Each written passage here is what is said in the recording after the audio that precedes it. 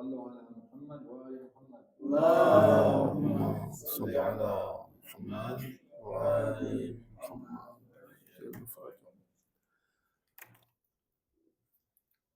Bismillahirrahmanirrahim.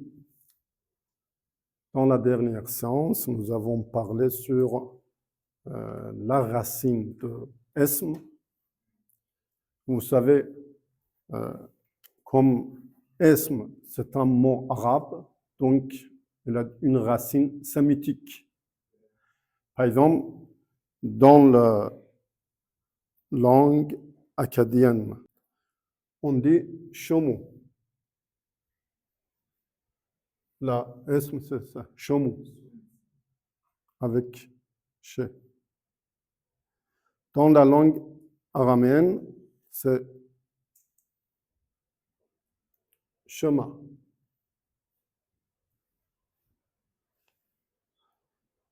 Dans la langue hébreu, c'est Shem. Shem.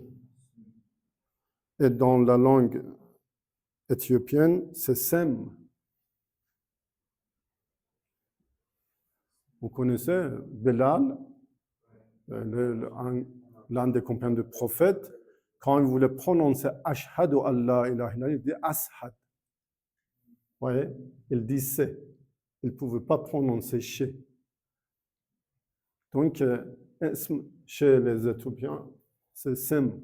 Et vous savez, dans les langues sémitiques, la racine, c'est 2 lettres, SM. Mais au long de l'histoire, il a trouvé 3e lettre.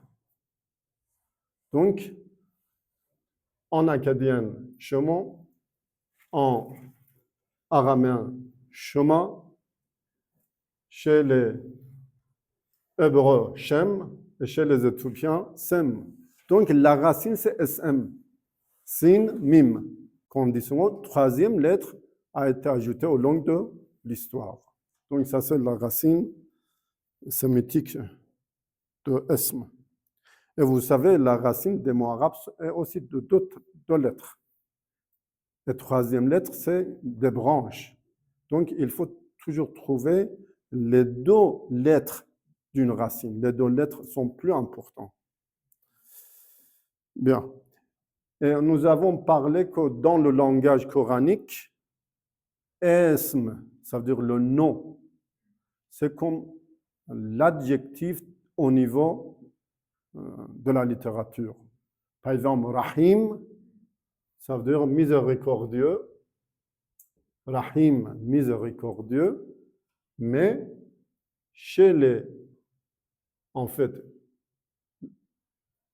hommes de lettres, ça c'est adjectif.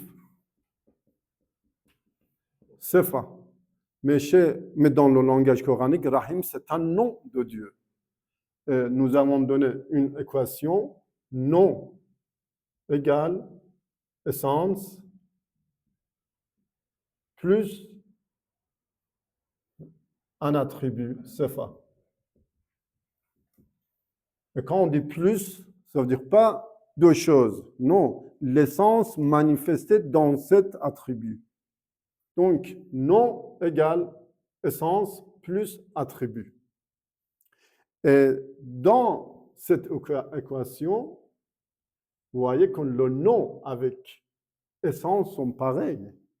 Il y a une petite différence. Mais quand on parle des noms linguistiques, par exemple, dans la langue arabe, persane, etc., entre le nom et le sens, il y a une différence. Nom n'est pas égal au sens, parce que le nom, c'est un mot, mais le sens, c'est une vérité. Mais ici, le nom égale essence. Ça, c'est important. Mais l'essence n'est pas le nom. On dit qu'il y a une égalité, nom égale essence plus attribut, mais l'essence n'est pas égale au nom. Parce que l'essence est beaucoup plus haut que le nom. Très bien. Donc, quand on parle des noms de Dieu, on parle de la vérité. Ce n'est pas seulement la question des mots. Mais quand même, au niveau des mots, on doit respecter le nom de Dieu et aussi au nom de la vérité, les deux.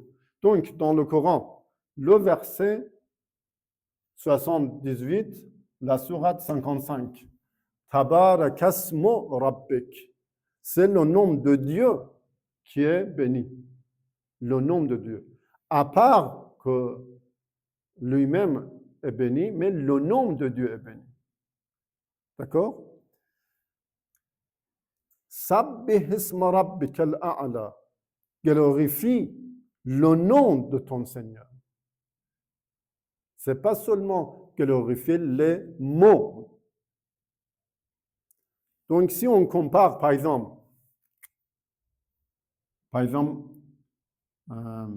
alim, le mot alim, ça c'est ismul ism. C'est-à-dire, c'est le nom du nom. Parce que ilm, alim, c'est un mot. Le nom de Dieu, c'est la vérité de alim. Ce n'est pas le mot alim. Donc, il y a une différence entre les mots et la vérité. Fasabbih bismi rabbikal azim. Fasabbih, ça veut dire glorifie par les noms.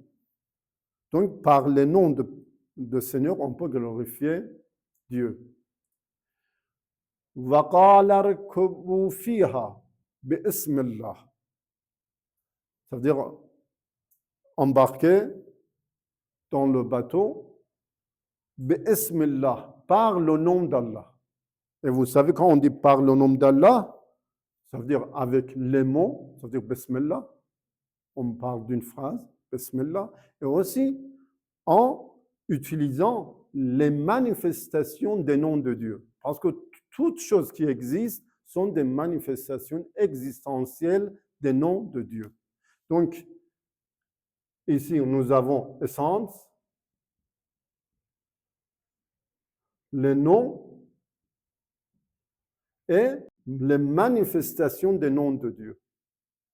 Chaque être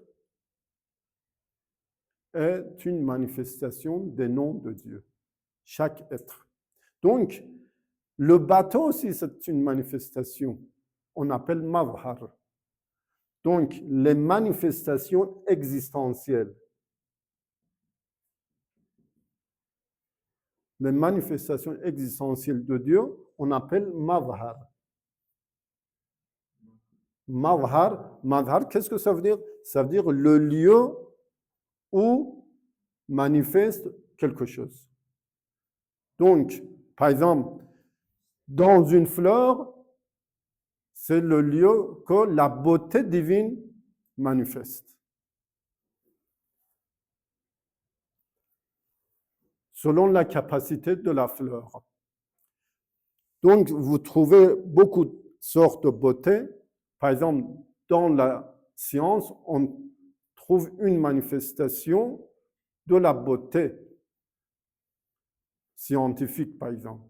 Donc, nous avons essence, les noms et les manifestations existentielles. Chaque être, les êtres humains, les êtres de la nature, ils montrent en fait des attributs de Dieu.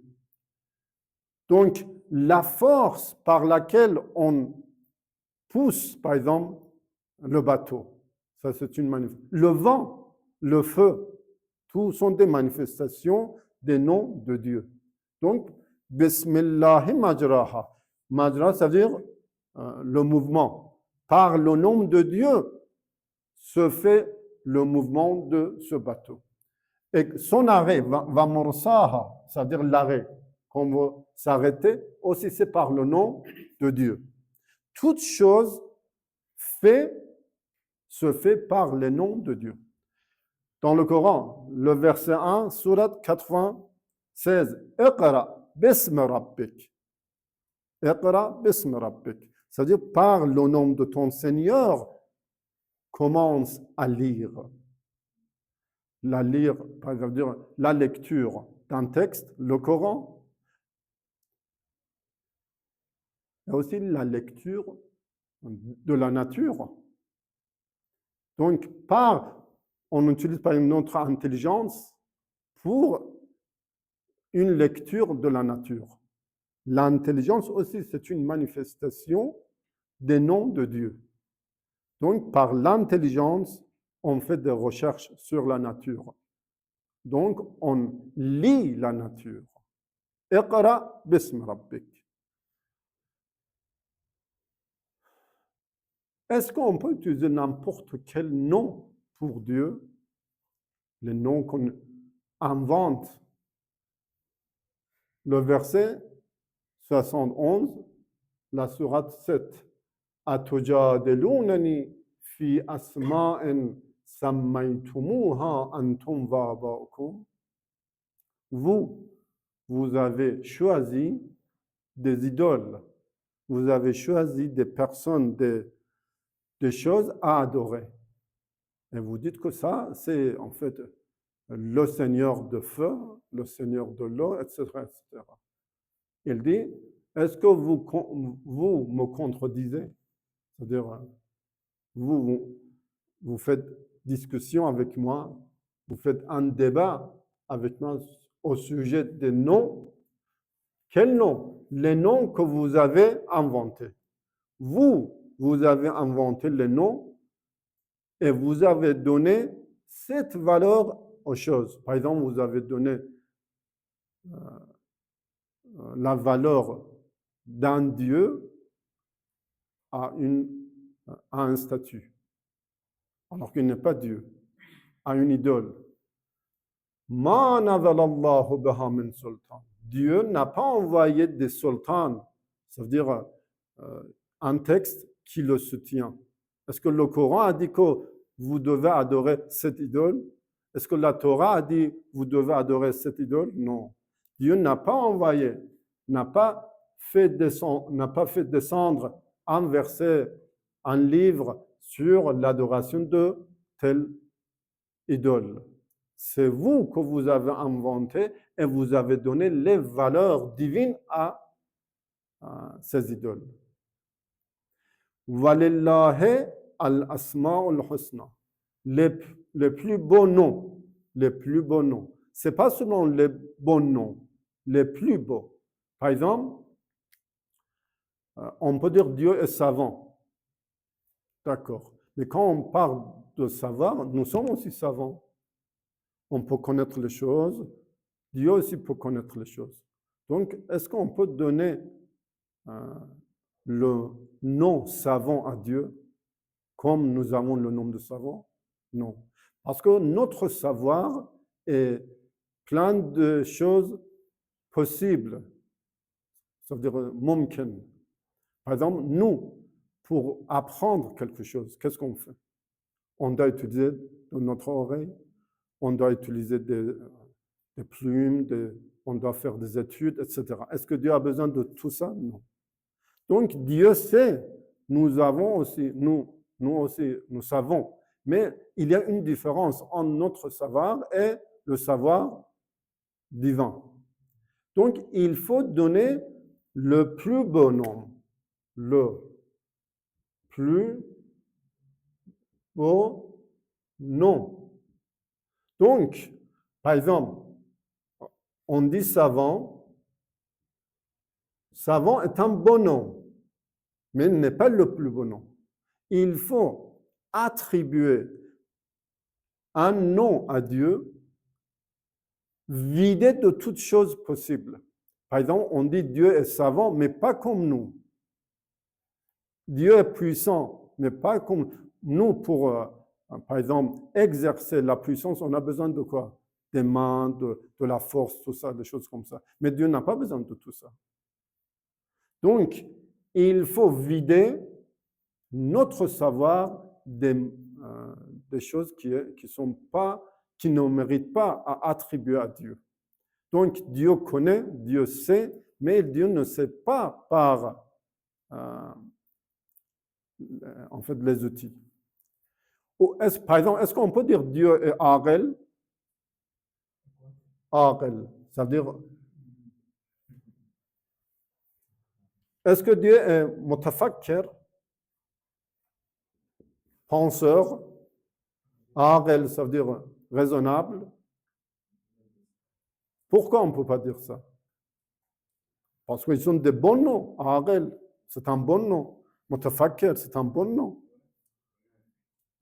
Mutafakkir, ça veut dire penseur. Ça veut dire quelqu'un qui a des choses inconnues. Il ne connaît pas des choses. Pour connaître ça, il a besoin de penser. Alors que Dieu n'a pas besoin de penser parce qu'il connaît toutes choses. Il sait toutes choses. Arif. Est-ce qu'on peut donner le nom de Arif à Dieu? On n'a pas le droit. Pourquoi? Parce que Arif, ça veut dire quelqu'un qui connaît l'apparence. Alors que Dieu connaît l'essence de toutes choses. Vous voyez? Donc, on ne peut pas attribuer le nom Aqil ou Mutafakkir ou Arif à Dieu, alors qu'ils sont des bons noms. Pourquoi? Parce qu'il y a des mauvaises choses. Il y a des choses qui méritent seulement aux créatures. Donc, Walillahil asma'ul husna. Les plus beaux noms doivent être attribués à Dieu. Pas n'importe quel. Fad'uhu biha. Appelez à Dieu. Appelez Dieu. Ad'u, ça veut dire adorer. Fad'uhu biha, ça veut dire adorer Dieu. Vous savez, dua, c'est mukhul ibada. Ad-dua, mukhul ibada. Ça veut dire le centre principal de l'adoration, c'est l'invocation. Donc, fad'uhu, appelez Dieu par ses noms. Asma'ul husna. Fad'uhu biha. Vadharu alladhina yulhiduna fi asma'i. Et il faut vous écarter de qui? Des mulhid, les incrédules. Les gens qui sont incrédules au sujet des noms de Dieu. Je vais expliquer ça. Au sujet des noms de Dieu, nous avons 3 groupes dans un sens. Premier groupe, un groupe qui donne les noms de Dieu à Dieu. Ça veut dire attribue, j'écris ici, premier groupe, ce sont qui attribuent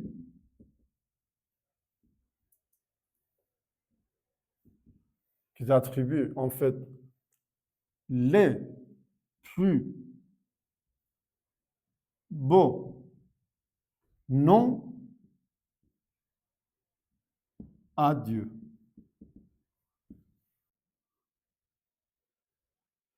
Deuxième groupe,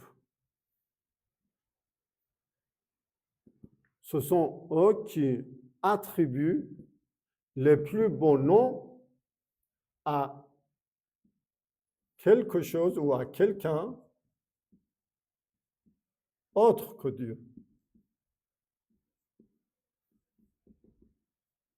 Par exemple, il dit que cette statue est Dieu. Cette statue est Alim.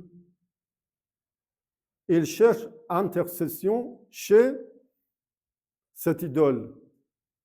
Donc, il attribue les plus beaux noms de Dieu à quelque chose autre que Dieu.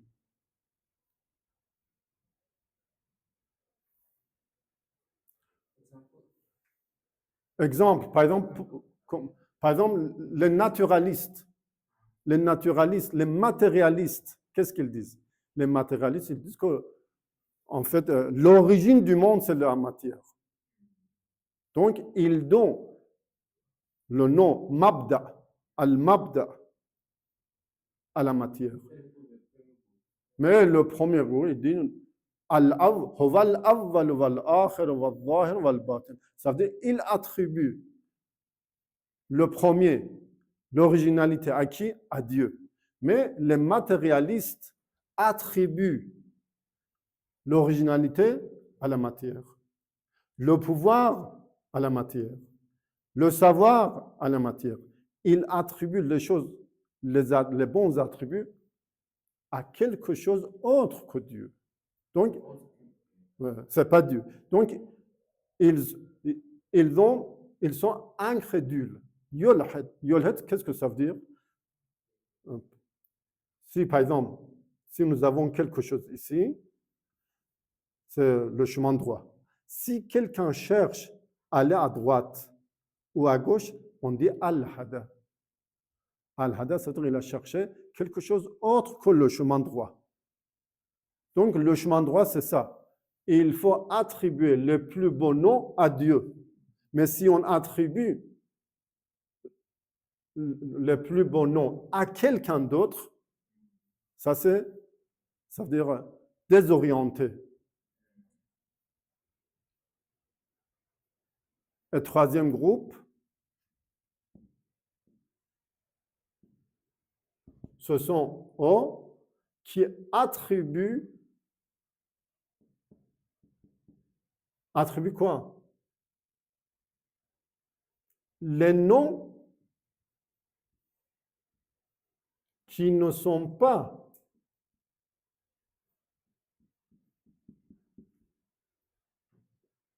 des plus bons noms à Dieu. Par exemple, ils disent que nous sommes, Dieu est par exemple savant, nous sommes aussi savants, pareil comme nous. Ils donnent des caractéristiques humaines à Dieu. Donc, on appelle anthropomorphisme.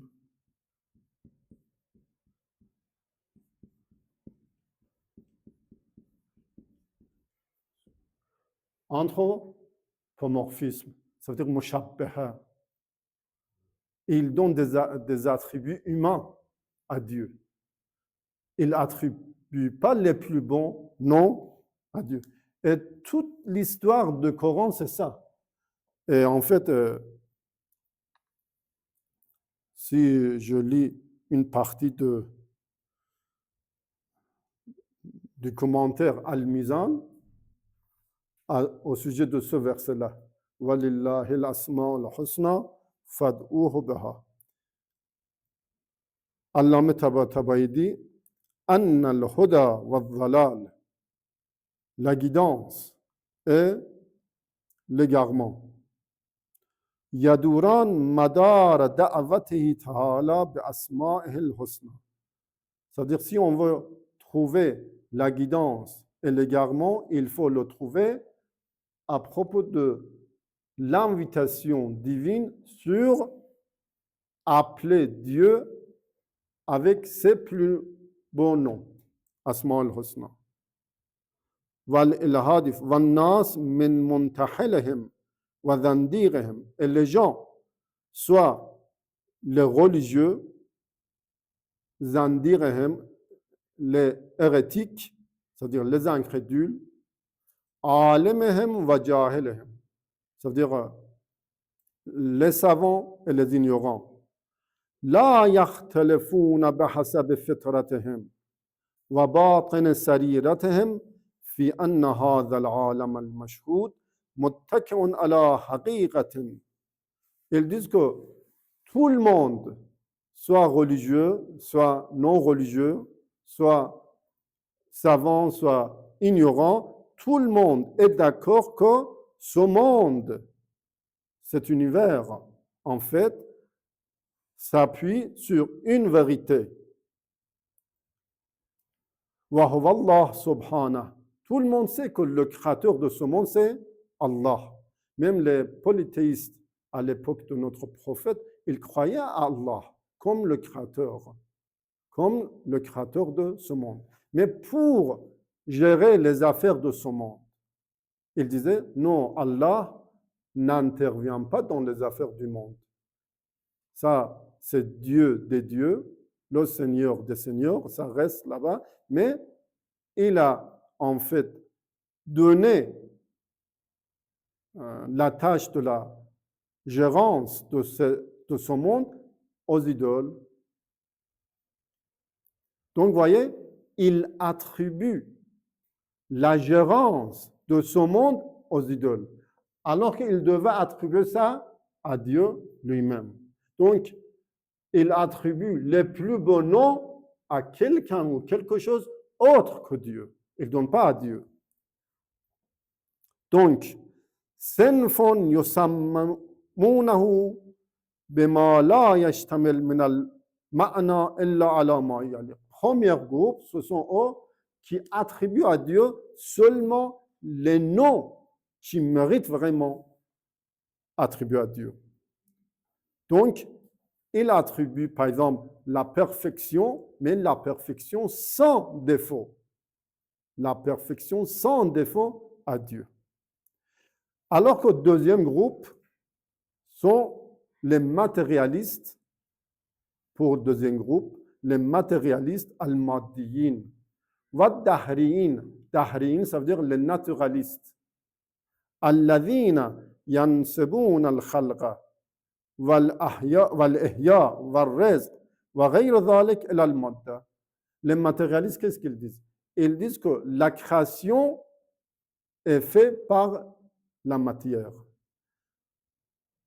La vie est faite par la matière. La subsistance se fait par la matière ou la nature. Ou par exemple, la vathaniyin, vathaniyin, ça veut dire les gens qui adorent deux dieux. Le dieu du bien et du mal. Ou par exemple, la lumière et ténèbres. Les vathaniyin. Ils adorent Dieu. Tout le monde accepte qu'il y a un créateur pour toutes choses, mais ils disent que pour les choses de bien, il y a un Dieu. Pour les choses de mal, il y a un autre Dieu. Ouais. Donc, الناسبين الخير والنفع إلى آلهتهم, ils attribuent le bien à certains de leurs dieux et le mal à certains d'autres de Dieu. وكبعض أهل الكتاب حيث يصفون نبيهم أو أولياء دينهم بما يختص به تعالى. Aussi parmi les religieux, par exemple les chrétiens, ils disent que par exemple Jésus est Dieu. Ils attribuent les noms de Dieu à Jésus qui est une créature. Ou par exemple les Juifs, ils parlent de Osaïr. Ils disent qu'Osaïr est le fils de Dieu. Un autre groupe, troisième, ce sont eux qui acceptent les noms qui ne sont pas les plus beaux noms de Dieu. Et ils attribuent ça, donc ils utilisent des sifatun naqs, les attributs de vacuum. Et af'al ad-daniya, en fait, les actions éviles, on peut dire. Les actions, oui. Donc, par exemple, ils disent que Dieu est un corps, jism. Ils disent que Dieu est corporel. Ou وَأَنَّ لَهُ مَكَانًا, Dieu a un lieu, un endroit. Ou Dieu doit utiliser des 5 sens. Il a des yeux, il a des visages, il a des mains, des choses comme ça. Donc, ça c'est le troisième groupe. Seulement, premier groupe sont guidés. Les deux groupes sont égarés. Donc, ça c'est en fait à propos des noms de Dieu. J'ai posé une question, est-ce que vous pouvez me présenter en fait un verset coranique qui parle qu'on ne peut pas connaître l'essence de Dieu? Vous pouvez écrire ça, le verset 110.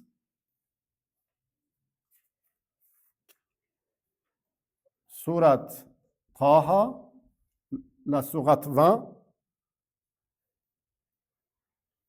il dit que Ya'alamu ma bayna aydihim wa ma khalfahum wa la yuhituna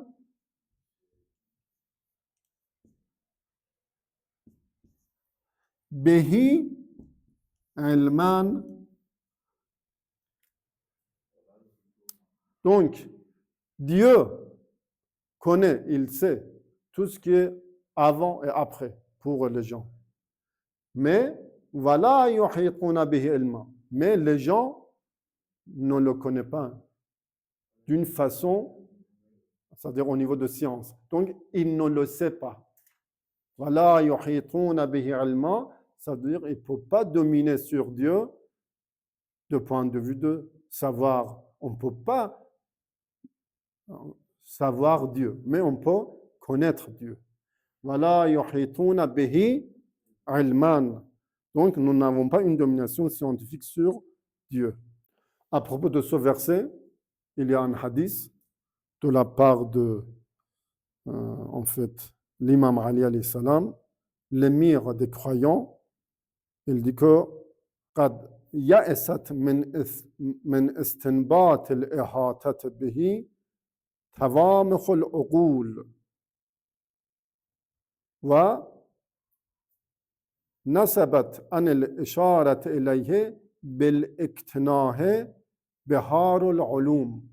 Iqtena, ça veut dire connaître l'essence. Il dit que les intellects, les intelligences ne peuvent pas en fait connaître l'essence de Dieu. Iqtena. C'est pourquoi on dit La tatafakkaru fi dhatillah. Il ne faut pas penser, réfléchir sur l'essence de Dieu. On ne peut pas. Encore un autre verset, un autre hadith de la part de l'imam Rida alayhi salam. Le rapporteur de ce hadith, c'est Safwan ibn Yahya. Il dit en fait, un musulman qui s'appelle Abu Qurrat al-Muhaddis, c'est un sunnite en fait, il demande à Safwan qu'il visite l'imam Rida alayhi salam. Il entre chez l'imam, faqala lahu Abu al-Hassan, l'imam Rida alayhi salam, dit à cette personne, qala Allah wa la yuhituna bihi ilma. Dieu dit, personne ne peut connaître Dieu au niveau de savoir. Personne n'a cette domination. فَإِذَا رَأَتْهُ الْأَبْصَارُ فَقَدْ أَحَاطَتْ بِهِ. Si on dit que les yeux peuvent voir Dieu, ça veut dire qu'ils ont une domination sur Dieu. Donc, moi, je n'accepte pas qu'on peut voir Dieu avec les yeux. Donc, فَإِذَا رَأَتْهُ الْأَبْصَارُ فَقَدْ أَحَاطَتْ بِهِ الْعِلْمُ وَوَقَعَتْ الْمَعْرِفَةُ. Si on peut voir Dieu, ça veut dire qu'on peut dominer sur Dieu au niveau de savoir. Vous savez, certains des sunnites, ils disent qu'on peut voir Dieu. Ils disent qu'on peut voir Dieu au jour de la résurrection avec nos yeux. Nous, on dit non, on ne peut pas voir Dieu. Parce qu'on ne peut pas avoir cette domination sur Dieu. Abu Qurra, qu'est-ce qu'il dit à l'imam?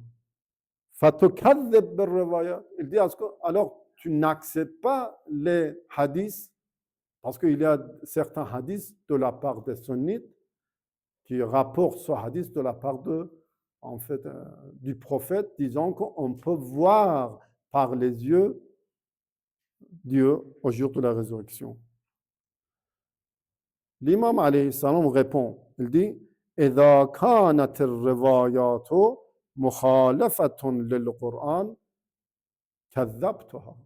Si les hadiths que vous racontez, si les hadiths que vous rapportez sont contre le Coran, bien sûr que je les dément. Je n'accepte pas le hadith qui est contre le Coran. Et dans le Coran, il dit, il est d'abord contre le Coran, Vama ajmal muslimun alay. Et tous les musulmans disent les choses pareilles. On ne peut pas voir Dieu. Vala tudrikuhul absar. Ça, c'est le verset coranique. Vala tudrikuhul absar. Les yeux ne peuvent pas le voir. Walaysa kamithlihi shay. Aucune chose est pareille à Dieu. Donc, s'il y a un hadith, une parole contre le Coran, on n'accepte pas cette parole. En fait, ça, ce n'est pas la parole de prophète. Donc, pour cette fois, je pense que c'est suffisant. Inch'Allah, la prochaine fois, on va parler sur le mot Allah. Wassalamu alaikum wa rahmatullah.